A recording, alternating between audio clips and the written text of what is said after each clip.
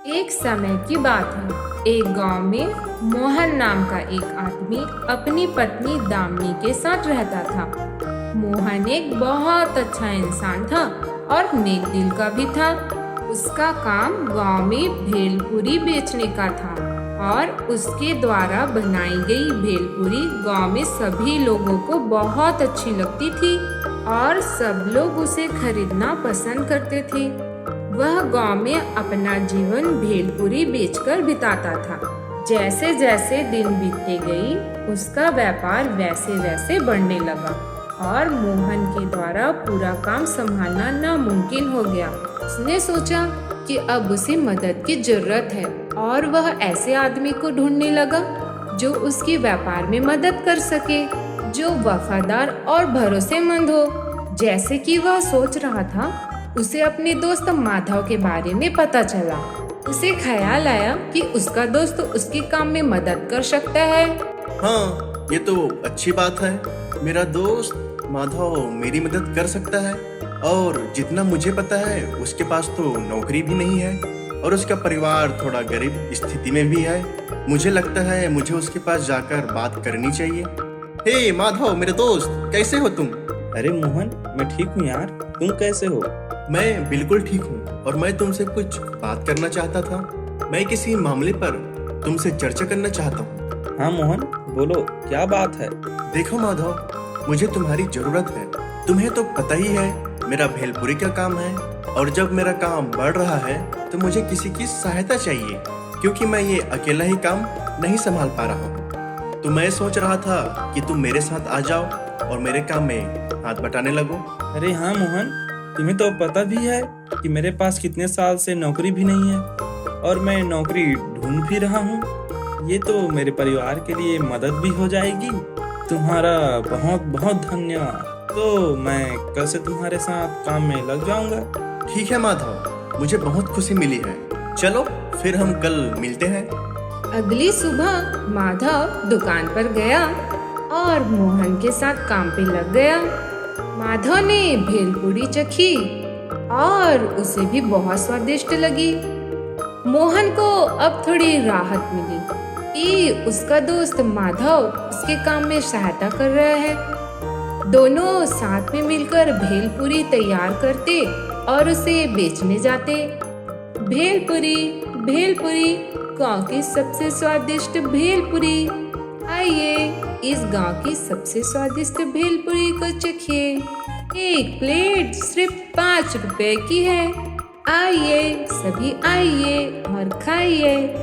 यह सुनकर आसपास के सभी लोग माधव के पास आए। सब लोगों ने भेलपुरी को चखा। अरे वाह मोहन, यह तो बहुत अच्छी भेलपुरी है। यह तो हमारे गांव की सबसे बेहतर भेलपुरी है।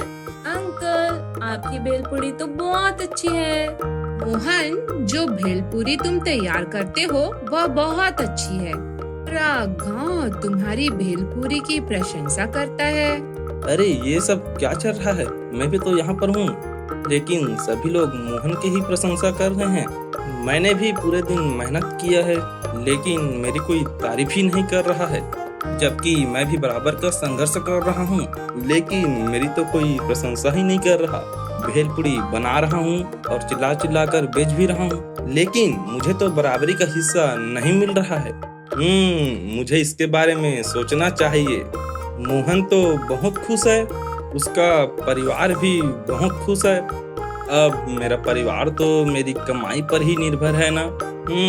मुझे कुछ करना चाहिए। अब मैं इस गुल्लक की जिम्मेदारी संभाल रहा हूँ, तो मैं अब इसमें से अपना हिस्सा लूंगा। मोहन से चोरी छुपे माधव उस गुल्लक से पैसे निकाल रहा था।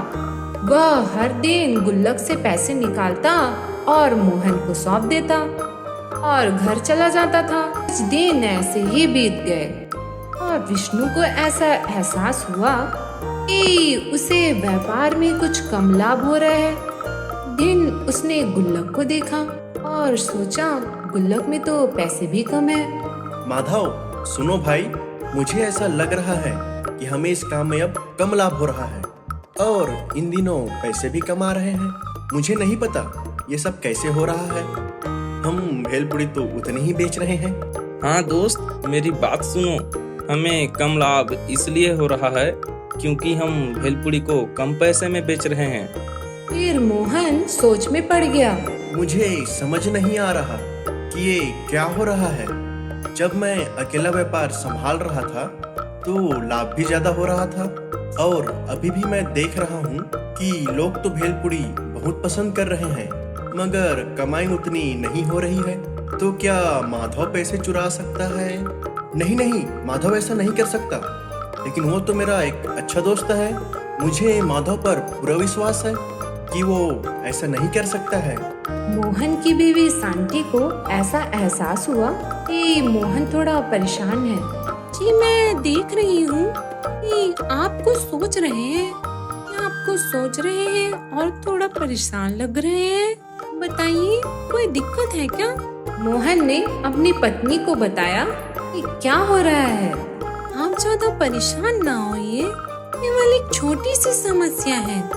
ये सच्चाई बहुत लंबे समय तक छुपती नहीं है, जल्द ही इसका खुलासा हो जाएगा। आप जाइए, आराम से सो जाइए।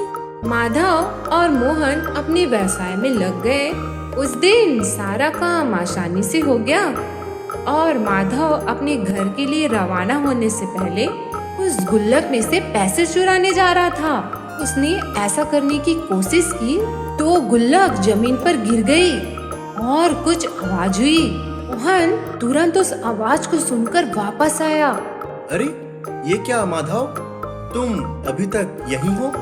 तुम डरे क्यों हो यार मेरे दोस्त माधव?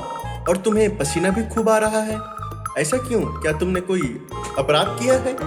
जब हम कुछ गलत करते हैं तब हम डर जाते हैं। मुझे बचपन से ही पता है कि मेरा दोस्त माधव कुछ गलत नहीं कर सकता। मुझे तुम पर पूरा विश्वास है माधव। यह देखकर कि उसके दोस्त को अभी भी उस पर पूरा भरोसा था, माधव को बहुत चोट पहुंची। अपनी गलती का एहसास भी हुआ। क्या हुआ माधव, तुम अभी भी इतने परेशान क्यों हो? मोहन मेरे दोस्त, मुझे क्षमा कर दो यार। मैं तुमसे चोरी छुपे इस गुल्लक से पैसे चुरा रहा था। मेरा परिवार अभी भी बहुत गरीब है। मुझे ऐसा लगा कि जो हिस्सा तुम मुझे देते हो वो कम है, इसीलिए मैं पैसे चुरा रहा था। और यही कारण है कि तुम्हें व्यवसाय में कम लाभ हो रहा था। मैंने तुम्हें धोखा दिया, फिर भी तुम मुझ पर इतना विश्वास करते हो। माधव की ये बात सुनकर मोहन ने उसे माफ कर दिया, क्योंकि उसने अपनी गलती कबूल कर ली थी। माधव मेरे दोस्त, तुम्हें मेरे पास आ जाना चाहिए था। तुम्हें मुझसे पैसे मांगने चाहिए थे। चलो फिर भी अब से तुम ईमानदार बनो। अब जो हो गया सो हो गया, अब उसे भूल जाओ। ठीक है मोहन, मुझे क्षमा कर दो। तुमने जो मुझ पे भरोसा दिखाया है मैं उसे बना कर रखूंगा। हे भगवान, मुझसे ये क्या गलती हो गई? मैं गुस्से में था और मुझे यह लग रहा था कि मेरे काम को कम मान्यता मिल रही है और मैं पैसे चुराने लग गया। अगर मोहन ने मुझे ये नौकरी नहीं दी होती मैं तो अभी भी संघर्ष कर रहा होता। मेरा परिवार कितना गरीब है, इस नौकरी के बिना मैं क्या करूंगा? मैं अपने दोस्त का बहुत आभारी हूँ। अब से मैं वफादारी के साथ अपने दोस्त मोहन के लिए काम करूंगा। मोहन माधव से बहुत खुश था, क्योंकि उसने अपनी गलती स्वीकार कर ली थी। मोहन अपने दोस्त के बारे में गलत नहीं सोचना चाहता था, तो उसने तय किया कि उसे भी अब बराबरी का हिस्सा देगा, कि वह भी पूरी मेहनत कर रहा है पूरी बनाने में और उसे बेचने में। ये दोनों खुशी खुशी व्यवसाय में वापस लग गए और खूब ईमानदारी से काम करने लगे। तरह उनका व्यवसाय बढ़ता रहा और दोनों खुश थे।